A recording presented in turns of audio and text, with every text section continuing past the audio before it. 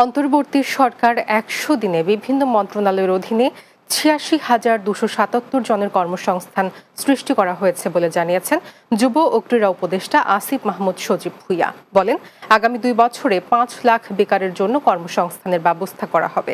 রবিবার দুপুরে সচিবালয়ে সংবাদ সম্মেলনে তিনি এসব কথা জানান।